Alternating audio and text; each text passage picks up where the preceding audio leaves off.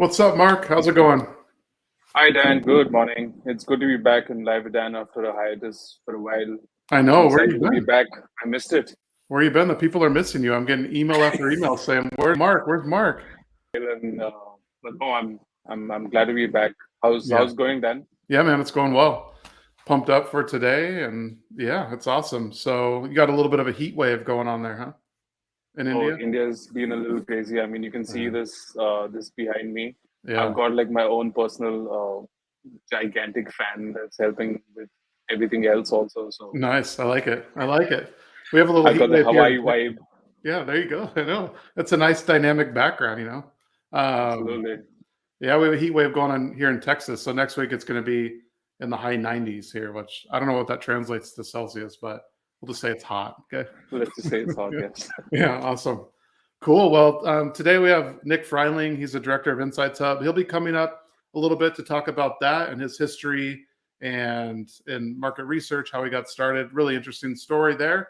And then we have some announcements to make. I think we have X Day coming up Yeah, next in day. early part of June. We'll have workforce, CX, and then research. They all have their own X days for 3 to 4 hours where we'll come on, talk about the product a lot and what we're doing to advance it, show you some tips and tricks there. And then we'll have some special guests and so forth. So Mark just put the link in the comments here. So that's X Day Spring 2020. Go ahead and register for that. You get all the info and updates and notifications as we get more speakers and so forth. So that is something that you definitely don't want to miss if you're interested in what QuestionPro is doing, or if you just want some inspiration on research. We'll be covering a lot of different areas and topics there. So anything else to add Absolutely. on X Day, Mark, or anything I'm missing? No, actually, I mean, coincidentally, it's just a month away. I've put the link in there. Yep. And we'll have someone from the team also put this up on LinkedIn. So you can go ahead and register. We're actually just filling our speaking slots. And if you were on live with Dan last week, we spoke about what we're actually doing to advance research. So Yep. these are going to be three tracks. Obviously, we want you to be there for the research Thursday. That's actually on June 9th, but we've got a track for CX and Workforce too on the 2 days prior. So we look forward to seeing you then. But that's the only announcement for right now. I think that's going to be the only announcement we'll have for a while. Yeah. We love X Days. We know you love X Day too. Spending a lot of time planning and putting it all together. So we Yeah. can't wait to have you join us in a month.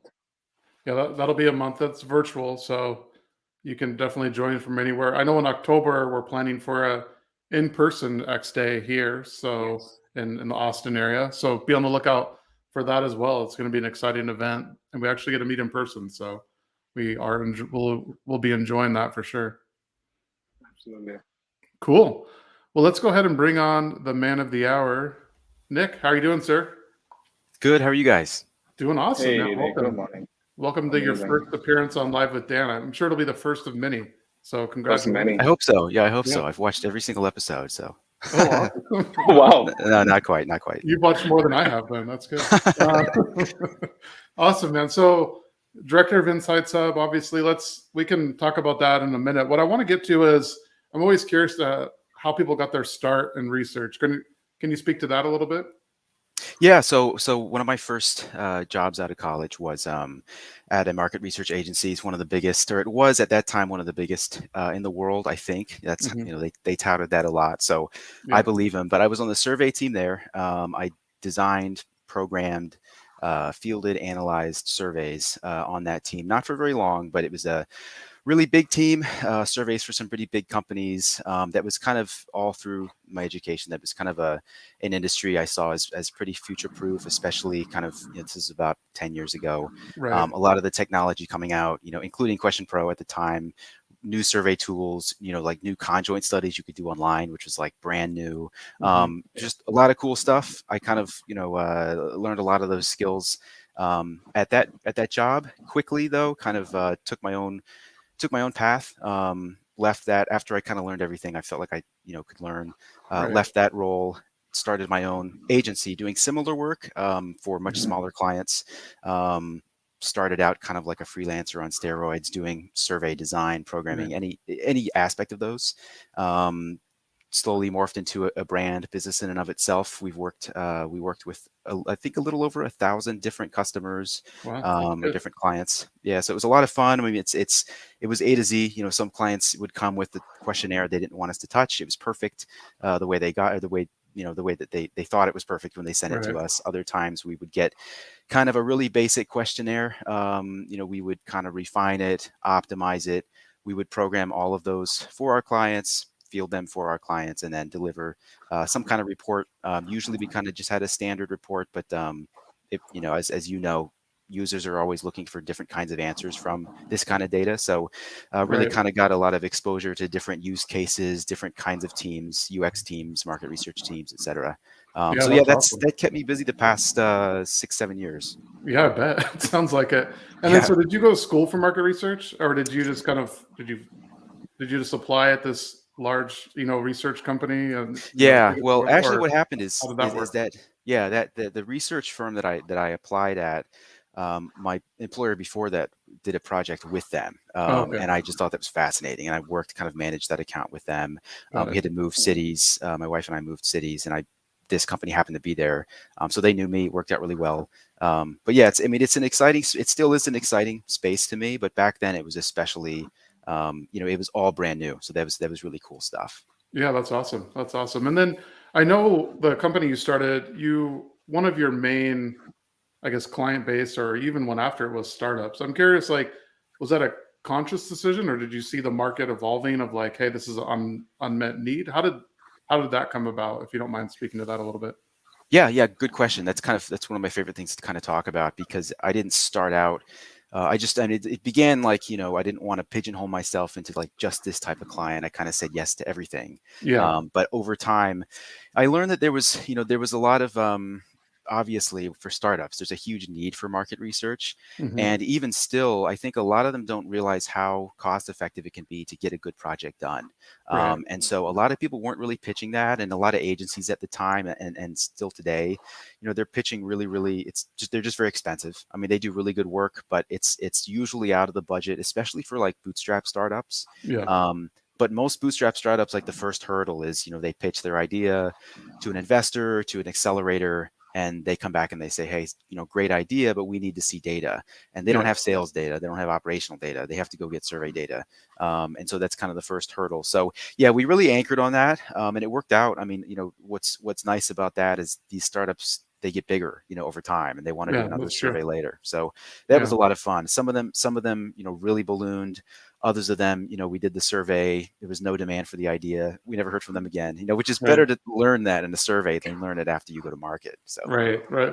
I bet it was kind of fulfilling too to see, like, oh, this startup came and we did research for them, and then flash forward like maybe 4 to 5 years, and you're like, wow, look how big they are now. So you probably had a little yeah, hand in a yeah, lot of these, totally. a lot of these companies going big.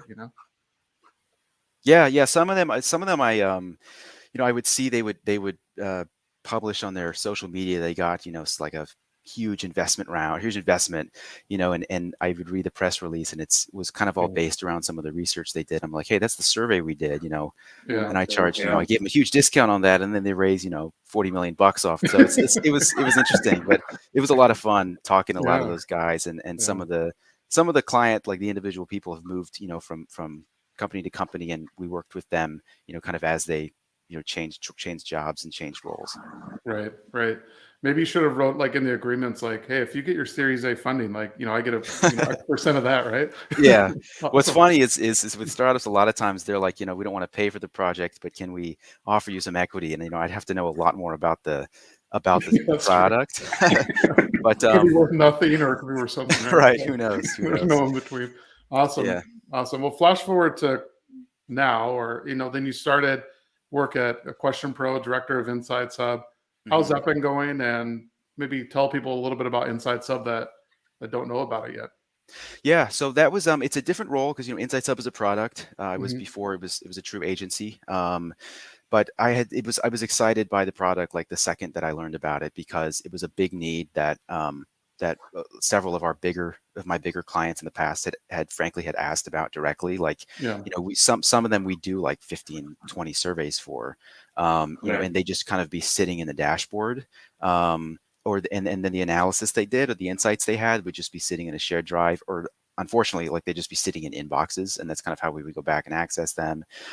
So we've been asked about that several times. We didn't really have a solution. I mean, we used, a few kind of knowledge management apps, like Monday.com or things like that are great tools, but not optimized for insights.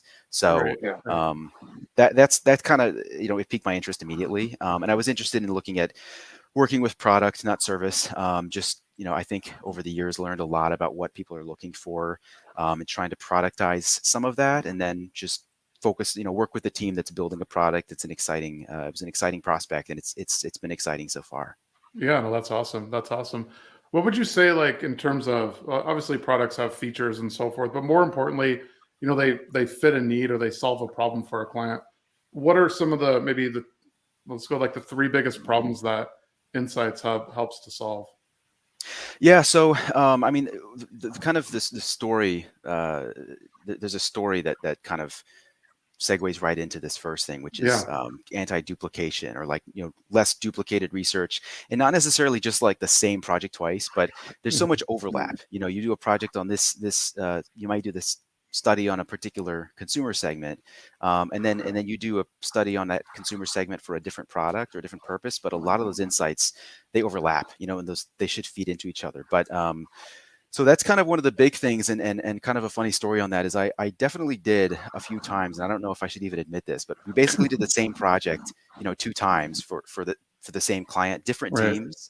Right. Never like you never just we always did the full project, new survey, new respondents, but there were a lot of times when I'm like, if I was in charge of these teams, this is a problem that we've done basically the same study twice for this client.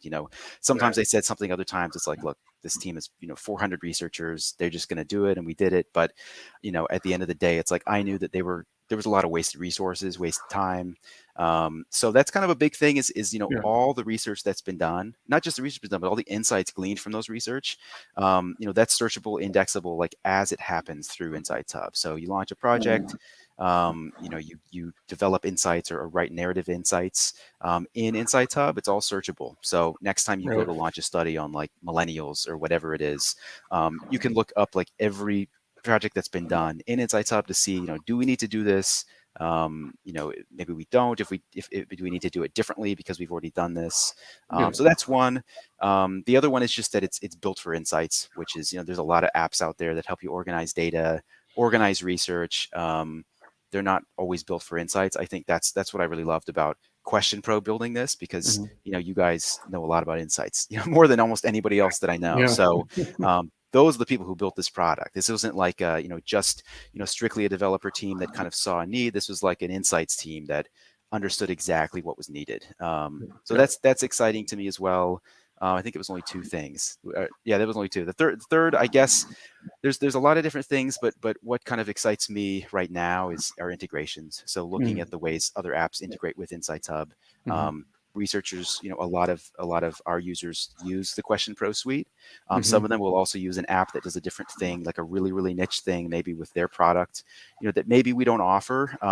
But we can pull that data right into InsightsHub, super easy. Our team's standing by to build out a full integration if we need to. So that's exciting to kind of see if people use that in ways I didn't expect, which is pretty cool to see. Yeah, that's cool. I think the integrations piece is interesting because it's not like they're only doing survey research, right? They're probably doing qualitative research or even syndicated data, bringing that in and be able to tell that holistic story, I think is super important. What, in terms of like the ideal client for InsightsHub, is it like a large CPG? Is it more marketing research firms? What do you see as like ideal, or is it everybody? Yeah, I mean, it really is everybody. The way that people are using it is pretty creative. We build for use cases, and then we also observe to see the way people are using it, and then kind of build for those use cases maybe we hadn't thought of. But it's definitely for teams, that have, I think ideally larger teams. Like I say larger, but 4+ researchers, Mhm. not necessarily for, I talked with a lot of companies that they have like an insights team that's 2 or 3 people. Those teams are usually pretty good at managing data. It's not always accessible though across the organization. Yeah. I think kind of the best fit right off the bat is if you got a big team, a lot going on, if you're using at least 2 QuestionPro products and or another product. Mhm. This is like a perfect fit right off the bat. So that's kind of how we're thinking. But like I said, trying to be open to feedback. Right, right. No, that's good. That's good. Interesting. I know one of the features I'm excited about, and I've been kind of tracking, is the interview lab. I think that's a cool, Hmm. cool feature. What are some features that you really like or that are coming out that really get you excited? Yeah, so we're kind of repurposing interview labs a little bit. Right now, it's Okay. kind of optimized for like interviews. That's the Yeah, name. yeah, But a lot of users are wanting to import data. So we're importing data into that same kind of format, like video transcripts, audio transcripts, right, interview notes that they took elsewhere or they took offline. So those are going to be imported into what we're calling notepads, which is uh, kind of the general container for project related data, and then that becomes searchable the second it's imported. So I'm pretty awesome. excited about that. Also That's some cool. project management tools that trying to make this kind of a one stop for managing projects, and then kind of the indexing happens automatically as you do that. So that Right. would be ideal. We're getting pretty close to, I think, a really, really cool solution there. Yeah, no, and what I love is it can be the like central point of truth, right? For insights teams, like this is where we go for all of our insights and what we want to see. So that I think that's really powerful too.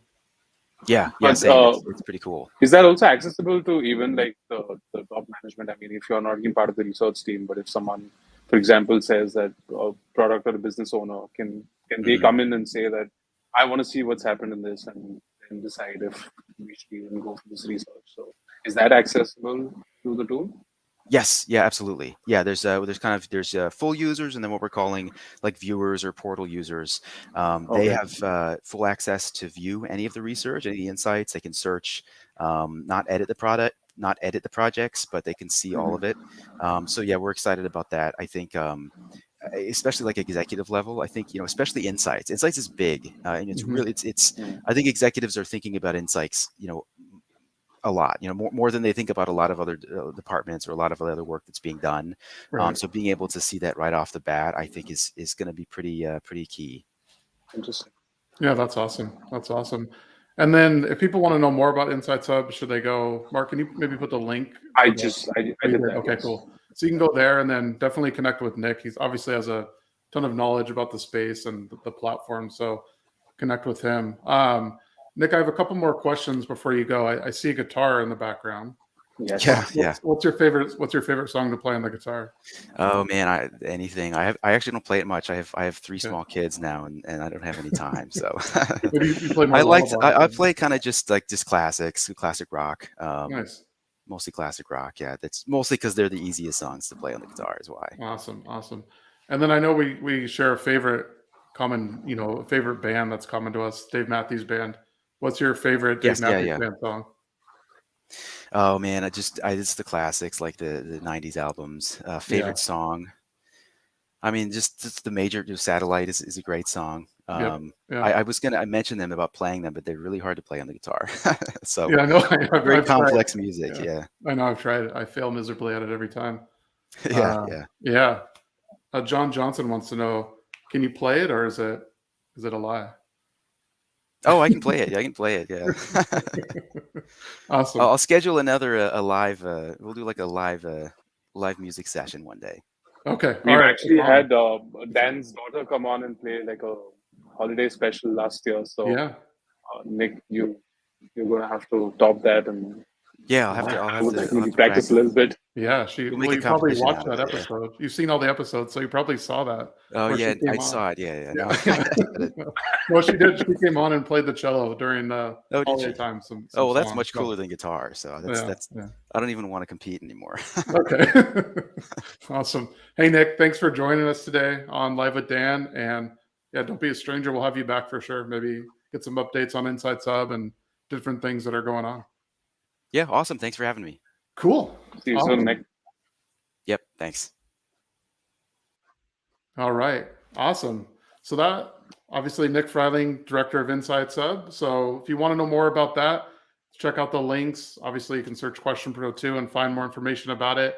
I think that's it for the show today. Next week, we have Casey Meehan from Epic Presence coming on. We'll talk to him a little bit about his business and his experience in research and so forth. I know Nick also worked with Casey for a little bit. So thanks, Nick, for the referral there.